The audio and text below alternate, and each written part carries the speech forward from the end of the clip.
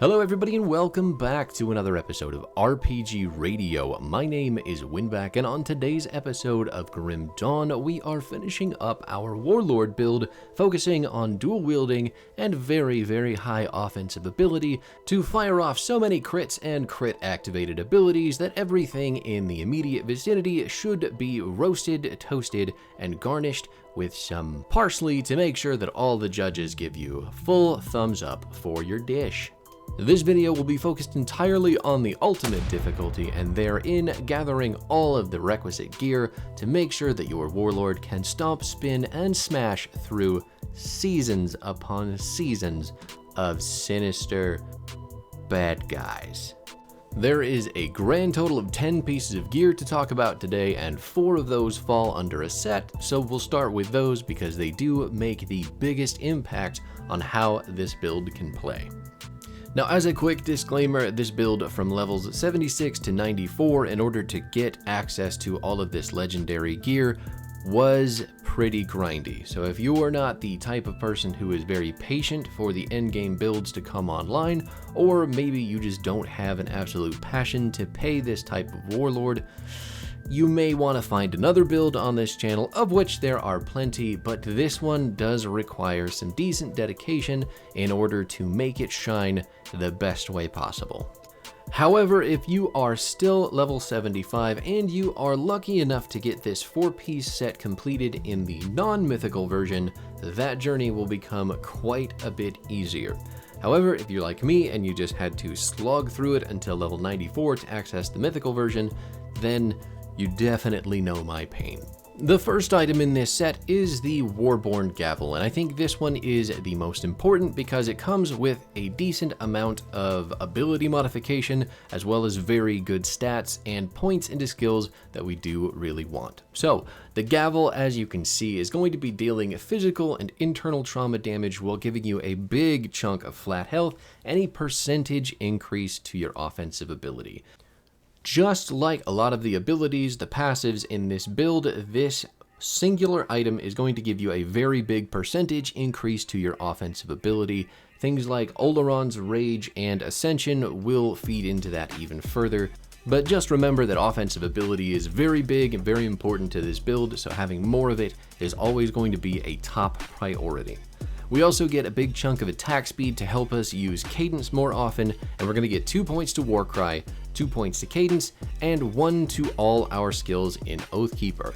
Now, as far as passive stats go on this gavel, that is an enormous bump to tons of different pieces of our build, and it should not be overlooked. If you can pick this weapon up first, as far as hunting down this build, you're going to be in better shape than you would with any of the other pieces starting out. And even after all of those passive stats are considered, this is going to add even more flat damage to your Warcry, just like our metal is already doing, making it an even bigger nuclear device that you can activate in a massive range, and it is going to add some physical damage to our Eye of Reckoning. Anything that we can do to increase the damage floor of our Eye of Reckoning is going to be a very good thing, because all things considered, since it does damage in such a wide AoE so consistently, it's going to be on the lower end of big damage that we can do in this kit, if that makes sense. Since we're talking about weapons though, there is one other thing that I want to mention about this set that is very important specifically for our build. So, since it's a 4-piece set, typically you'll see a lot of sets in this part of the game that require you to use 2 different hands as far as your weapons go. So you'll either have a main hand weapon and an offhand weapon, a main hand weapon and a shield, or a main hand and a caster offhand. Different sets do different things, and obviously those are for different builds, but this one specifically, because it leaves our second hand open, we have a lot of freedom in deciding how to approach that. So just remember, the further that we get, you do have some decent freedom in deciding your secondary weapon and how you want that to feed into the build, even if you don't have a whole lot of options right off the bat. Now, once you've acquired the ultimate stick of spinning and screaming, you're going to go look for the helmet of ultimate spinning and screaming to back that bad boy up. The mythical Warborn visor is the second piece of this set that has a very significant impact on the way that your abilities work and some very strong stats of its own. Just like the gavel, it is going to give you physical and internal trauma damage, but it's also going to give you a 10% chance to slow the target for 3 seconds as well anytime that you're hitting anything. You're also getting pierce and vitality resistance of a pretty decent size, as well as points into Eye of Reckoning in the amount of 2, and 1 to all your skills in Soldier. So you may be noticing a pattern that we're skipping over with this set, and that is all of the Necromancer stuff. So if you decided to go the route of not Oathkeeper and Soldier, you do have the opportunity to still take this set and make it work if you're using a Necromancer Oathkeeper or a Necromancer Soldier instead. That tangent aside, Mythical Warborn Visor is going to reduce the cooldown of Warcry by 3 seconds. And that is a very big chunk of time taken off what is a fairly decent cooldown on your Warcry. Given that Warcry is already doing a huge amount of flat physical damage because of our metal, it's also doing a lot of health reduction for us in a massive AoE too. All that to say that the Warcry being on such a short cooldown means that health reduction is going to be almost permanent for the amount of enemies that we are hitting, meaning that our spin is going to have a lot easier time shredding through their health bars, and Warcry will be doing all of its own physical damage on top of that. So you have a very, very strong, very, very large AoE with a very short cooldown that is going to just absolutely drive how this build moves forward. Now, that's not to say that we're leaving out the spinning part of the ultimate screaming and spinning helmet, because this is also going to give a 12% increase to the crit damage that Eye of Reckoning does. So essentially, every time that you blast off with Blind Fury from your Oleron devotion, you are getting an extra 12% crit damage from the Eye of Reckoning that is happening at that moment. Really, probably more often than that, because this build hits very hard and it crits very often, and even though Blind Fury is only on a 1 second cooldown, you can crit quite a few times within 1 second. But we are on piece number 3 of this set, the Warborn Chest Guard. This bad boy is just going to be passive stat increases, but again, it's a 4-piece set, so once we have all 4 pieces, that is when we are getting maximum effectiveness. The stats that it's giving us, though, are not bad by any means. We're again getting physical and internal trauma damage because this build just absolutely loves eating that stuff up. You're going to get another big chunk of flat health increased, along with a pretty sizable amount of offensive ability. Again, I don't have to tell you, it's all in the build up to this point. You need offensive ability, but if the horse wasn't being beaten while it was dead, then it's clearly not a zombie horse. So, the elemental resistance that you're getting from the Warborn Chest Guard is also incredibly big, making it a very good defensive piece to have on top of everything else. And the points that you're getting really go into everything in our kit with the exception of +2 to Reaping Strike.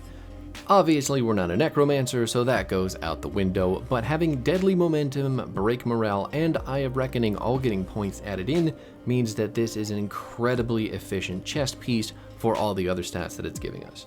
You're getting a 2 into Deadly Momentum, which is buffing your Cadence, +3 to Break Morale, which is buffing your Warcry, and +2 to Eye of Reckoning, which is buffing your ultimate spin technique to just cleave every enemy in your path.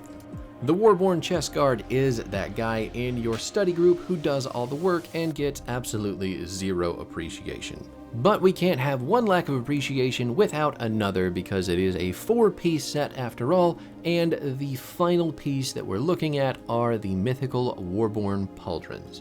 These guys, again, do not buff in any way specific skills. They don't change how anything operates, but they come with some very, very good stats. So, that being said, you're getting your generic physical and internal trauma damage increased, but you're also getting a conversion from lightning to physical damage, and this build can have a very strong weapon in your offhand to do that lightning damage.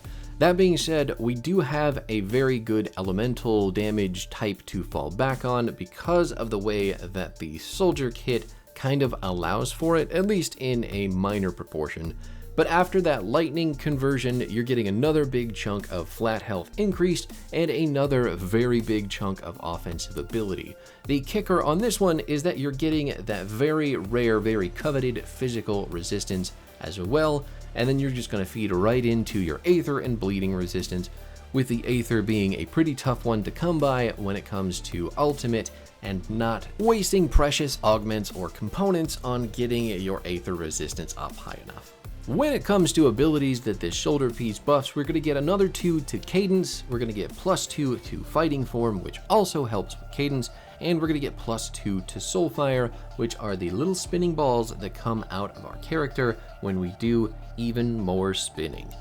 That being said, the shoulder pads, they're hanging out with the chest plate because those guys, they know that they do all the work, but they're okay. They're confident in their friendship together and they know just how much they carry this 4-stack. But with all 4 of their powers combined, your gavel, your helmet, your chest guard, and your shoulders, you get access to a sweeping amount of very strong buffs for your entire build. If you are only lucky enough to come across 2 so far, you are going to get 120 flat armor, and you're going to increase your armor absorption by 10%. So that flat armor stacking and the amount of armor absorption that you can get will mitigate a lot of the damage that this build takes because it is in melee and it is constantly getting thwapped by people with long hands. That being said, it is on the squishier side, so any amount of defensive stats that we can get for this thing are going to be much appreciated. If you manage to come across the 3 set pieces and just miss only the 1, you're going to get a big bump to your flat physical damage, you're going to get a big chunk of attack speed, and less important than those other 2 things are +3 to reaping strike. So all those necromancers out there rejoice, but for the rest of us following along with this build, it's kind of wasted. At the legendary 4 set piece of the Warborn Bastion, you are going to get +3 more to cadence, +3 to break morale, and +3 to Eye of Reckoning. These are very big components of our kit, meaning that our damage is going to go up a huge amount because of that. That's also going to free up more points that you can take away from those because they're overmaxed and put into other parts of your build.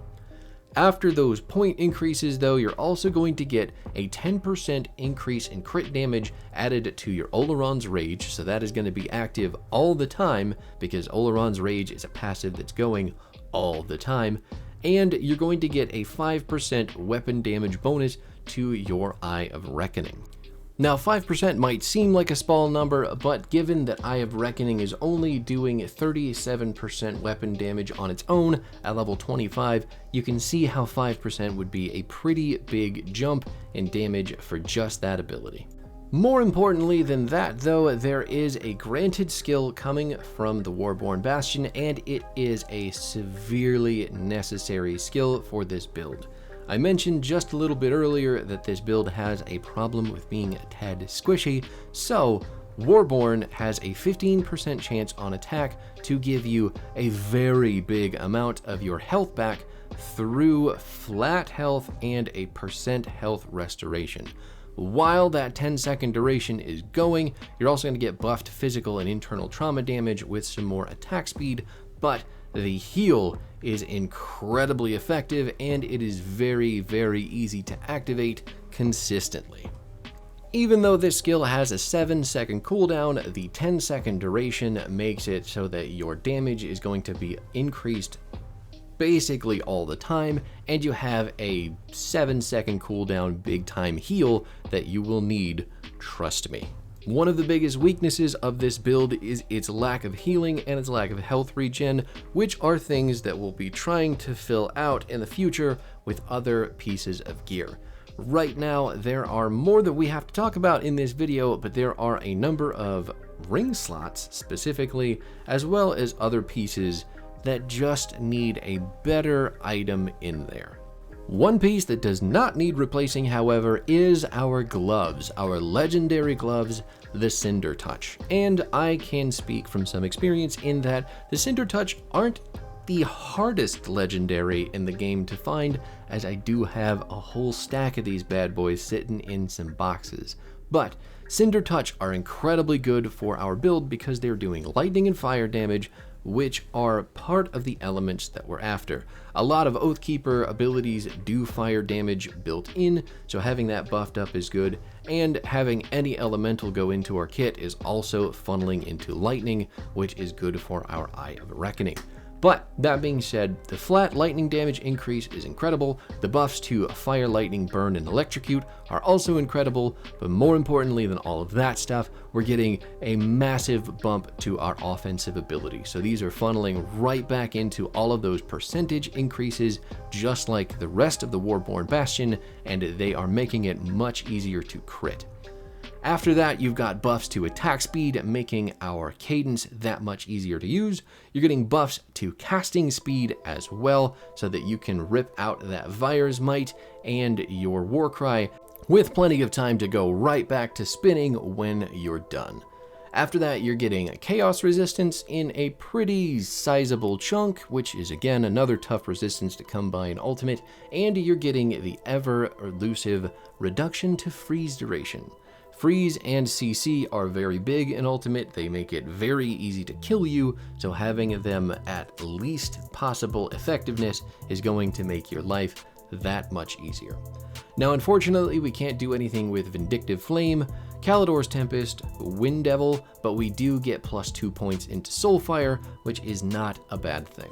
After that, we're getting a flat amount of lightning damage added on to our Eye of Reckoning, and we're going to 100% convert all of the fire damage that Eye of Reckoning is doing into lightning damage, meaning that lightning takes a bigger chunk of our elemental damage pool, but it is going to be more reliable in the end because those are the type of gear that we are looking for. Not to mention, at the end of all things, Cinder Touch does have a 10% chance on attack to conjure a blaze of living flame to incinerate your foes.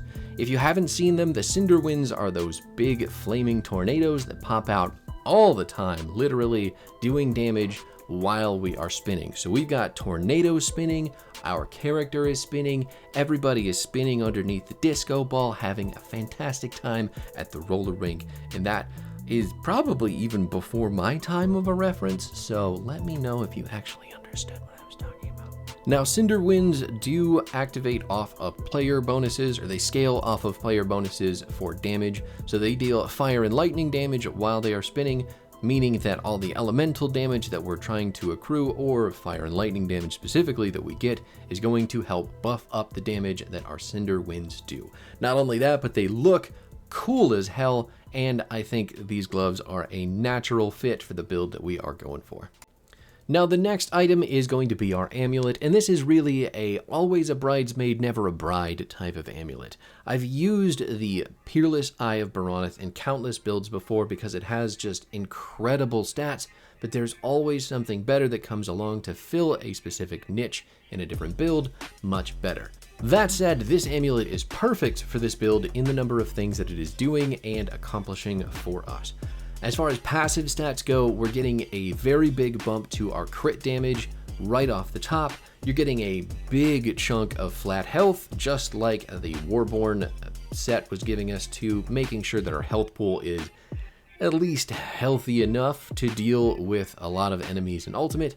But more than that, you're getting an absolutely astounding amount of offensive ability from this amulet, and it's going to turn around and do the good guy thing and say, here's some defensive ability too, because I know you're absolutely struggling with that stat. There's also an increase to your light radius, which isn't the worst thing in the world, but it's definitely a little bit weird, not a stat that you see very often. As far as resistances go on this amulet, you're getting Aether and Chaos, which are fantastic, and your elemental resistances are getting buffed as well. So it is insanely efficient for all the passive stats that it's giving you, while also giving you +1 to all of your skills.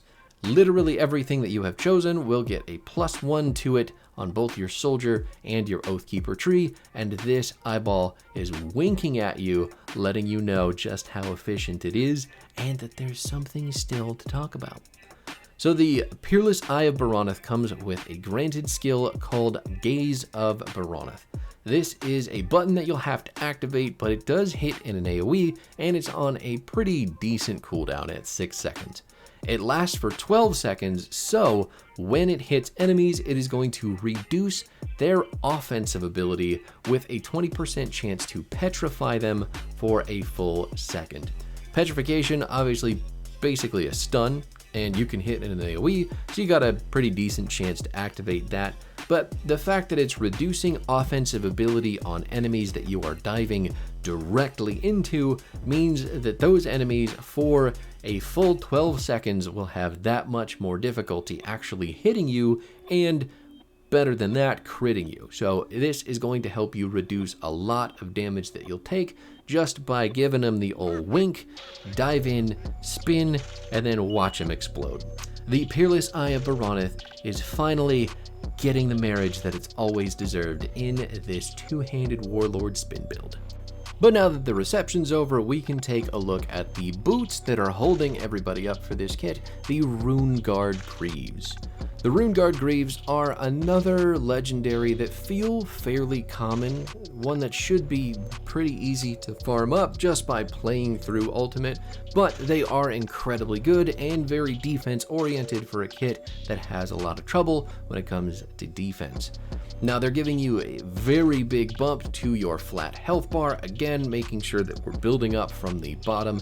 You're getting a decent chunk to movement speed, but that's pretty standard for boots. And you're getting that sweet, sweet physical resistance right before you get your vitality, chaos, and elemental resistance. So if it wasn't impressive enough from the amulet that you're getting a whole bunch more from your boots. They're really just having a great old time being best of buddies and all the resistance that they give you.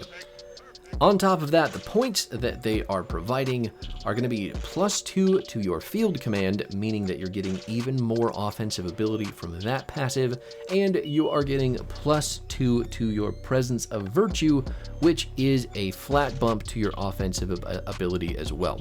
So these boots are buffing passives that are giving us more flat offensive ability, which is in turn really helping all of our percent offensive ability increases push us over that 3000 OA mark. 3000 and higher is kind of tough to achieve with some of the other builds that we've played up to this point, so there is a good reason for the glass cannon nature of this build. It's basically to have us critting all the time. That said, your boots also come with a very good skill, and that is the Runeguard, which has a 100% chance of activating when you are hit. The tooltip isn't exactly clear. In fact, it's kind of super vague, but you can assume basically when you are hit, you have a 100% chance of activating this on a 15-second cooldown to get a 10,000 damage absorption shield against elemental and aether damage types. You're also getting a 50% reduced entrapment duration, meaning that when those big stupid skeletal gargantuans grab you with their big dumb root, you can half the time that they are going to do that. That does really help if they're chaining it on you over and over again because you clicked on a really poor monster totem, but you know, you gotta take your victories where you get them. All in all, these boots aren't super flashy, but they do provide plenty of opportunity to keep you alive and give you a whole lot of stats that you really need anyway, so there's no reason not to take them unless you find a pair of boots that can do everything that these do, as well as giving you tons of offensive options too. So, that being said, pick them up, they're easy to find, put them on as soon as you get them, you're gonna be happy you did. Now the last piece of armor that I want to mention are going to be our pants, and that is the mythical chaussas of Barbaros. These pants are going to be doing a decent amount of stat buffing for us, but they really have a lot of hidden value too. So They're giving us physical and internal trauma damage just like our Warborn Bastion is, but you're also getting a buffed bleeding damage and a huge, really amulet levels of offensive ability, as well as some health regen, which is a stat that we don't have nearly enough of. We also get some dodge chance peppered in there with physical resistance, so the pants are already paying for themselves, and some chaos resistance to boot. They are giving us plus 3 points to Oleron's Rage, which is a very, very important ability for this kit, and we get the Battle Cry passive on a 25% chance when we are hit, which is very often anyway, because everybody wants to hit the guy in melee range. It's going to give you 150% to all damage, as well as plus 10% to total speed, so it's not the flashiest passive in the world, but it does make moving and dealing damage that much easier when it's going off.